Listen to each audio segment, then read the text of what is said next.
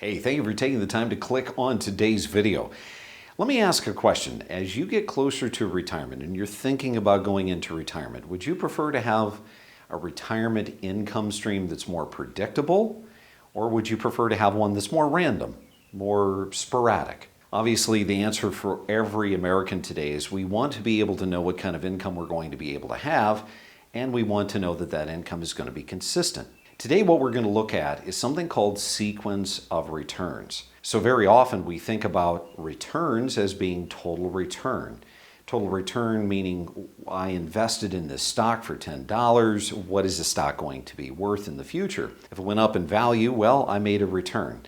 But technically, that's an unrealized return. And you see, if we're using the stock market as the primary driving vehicle for retirement income, that could lead to some very negative implications. So today, in the study of sequence of return, I'm going to use the 13 years that have been most volatile in your lifetime. We're going to take a look at the S&P. And we've got these really lopsided W's here. And what we're going to do is we're just going to make some assumptions here.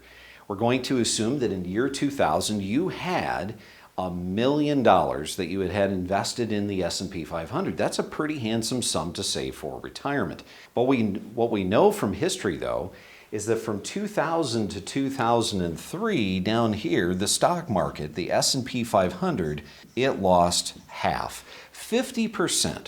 Now, what I didn't tell you is that when you retired in 2000, you had that $1 million, you decided to follow the textbook.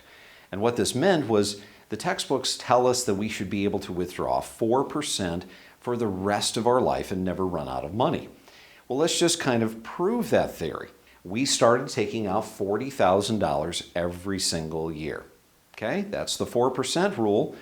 And we know that the stock market drops 50%, but here's the thing, the stock market came back. The stock market always came back. And it did, it broke even in 2007. But then what do we remember from 2007, 8, and 9? That's right, we remember that the market went down through what is now referred to as the Great Recession. And during this period of time, the stock market, the S&P 500, lost 63%.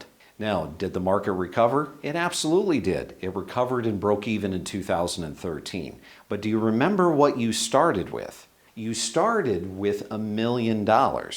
Do you know how much you ended up with over here? Well, in 2013, even though the market recovered 100%, you only had $493,000. Now, is that going to make you comfortable if you go to the doctor and the doctor says, man, you're in great health? There's a likelihood that with your blood work and everything that's going on right now, you might live another 15 years. How are you going to feel about that if now you've burned through more than half of your money? Now, that's retiring in a declining market. What happens if you retire in an improving market? What we're going to do is we're going to take this same exact data here and we're going to flip-flop it. We're going to turn it around. And here's what's so interesting. What's so interesting is you started with $1 million. You were taking out the 4%, right?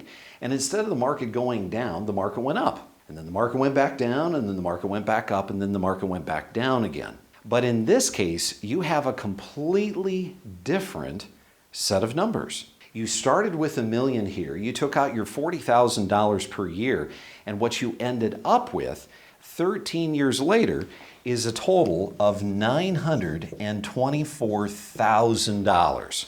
Do you see that whatever happens to the market, if we are allowing the market to be the primary driving tool of our investments, when we are actually in the distribution stage of life, we could end up with a very different outcome than our next door neighbor. We could end up with a very different outcome than, say, our in-laws that retired 20 years prior to us. This is the reason why we need to so focus on what is the objective when we get to retirement. Is the goal to continue to focus on the growth, knowing that that might end up with two very different outcomes and a lot of stress in between? Or is it better if we focus on the objective of income? And what I mean by that is this.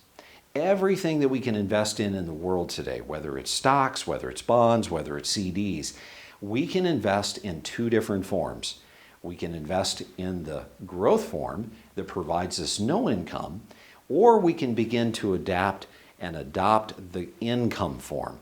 We can start to look for equities that are paying us 4%, 5%, 6% in dividends. This way, even if the market does decline, because the dividend is the known, the dividend is the tangible, the dividend is the thing that we can spend.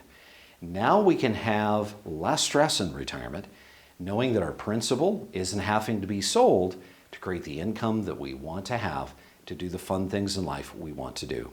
I'm Matthew Johnson. Thank you so much for watching. I encourage you, if you like these little videos, hit the subscribe button, smash that little bell, let us know that this is something you want to see in the future. And I also encourage you, share this with your friends. Thanks so much for watching, and remember, it's up to you to make today a great day.